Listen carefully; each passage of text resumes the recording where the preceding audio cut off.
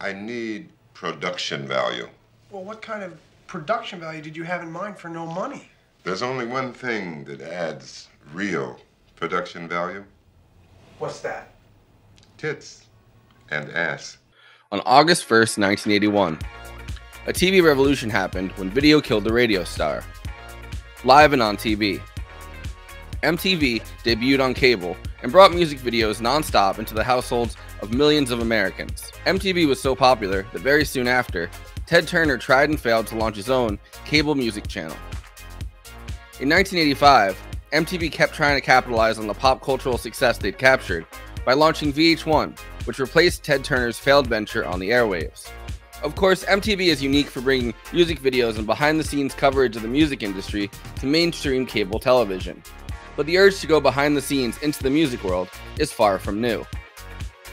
Throughout the 1960s, big pop music acts like Bob Dylan and the Beatles had camera crews filming their tours.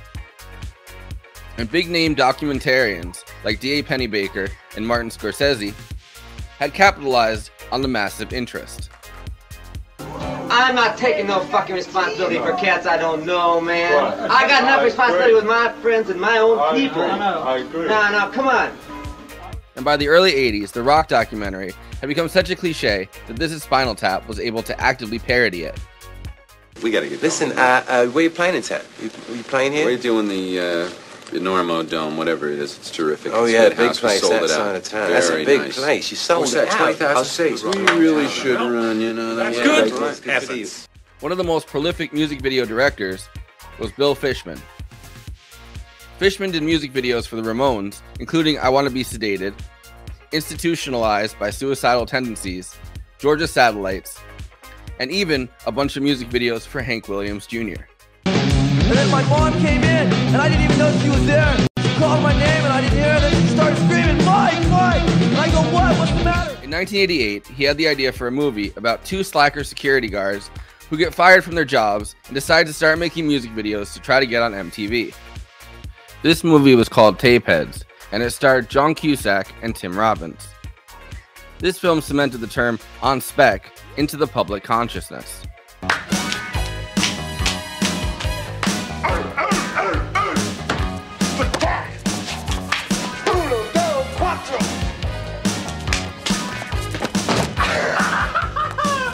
Music videos in the late 1980s were still within the reach of many aspiring filmmakers who weren't ready to pitch a full feature film to a studio.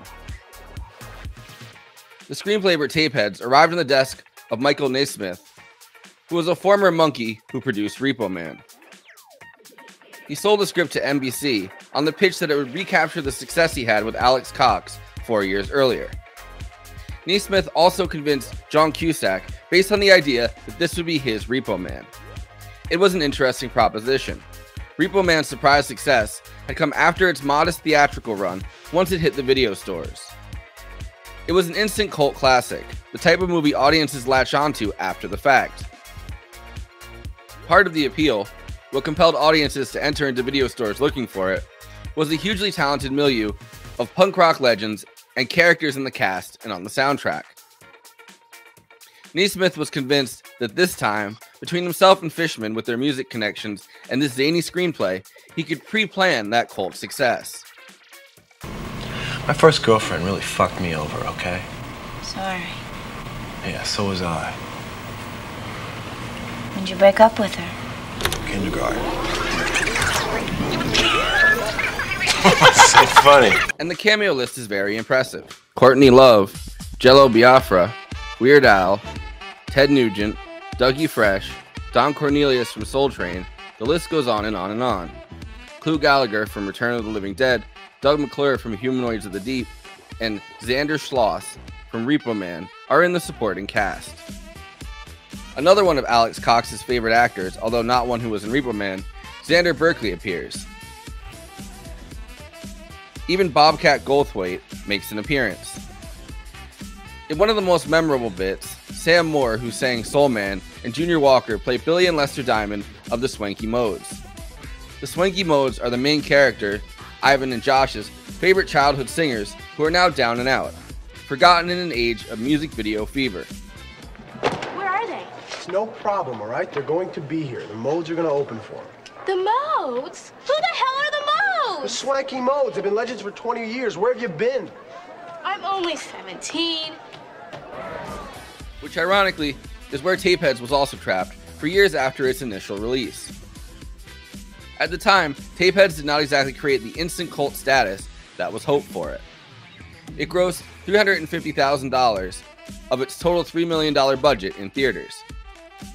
However, in recent years, as the internet and fan culture have become far more prevalent, Tapeheads has been rediscovered.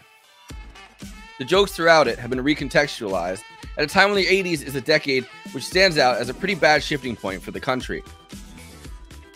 And without being so deluged by cult classics of the mid to late 80s, it's become an era where Tapeheads is probably able to stand out more than it did.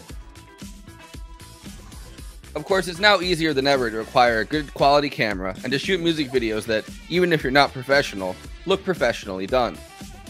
And YouTube and other social media platforms have long outpaced MTV as a place to host music videos and with its own tastemakers and cultural means of discovery.